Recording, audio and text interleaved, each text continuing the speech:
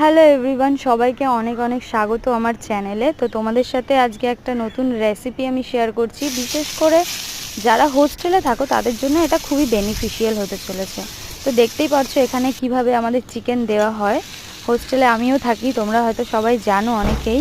তো ফার্স্টে আমি এখানে তেলে জিরে ফোড়ন দিয়ে তার মধ্যে পেঁয়াজ আদা রসুন দিয়ে চিকেনটাকে একটু কষিয়ে তার মধ্যে যে গ্রেভিটা আমাদের দিয়েছিল সেটা আমি ঢেলে দিয়েছি।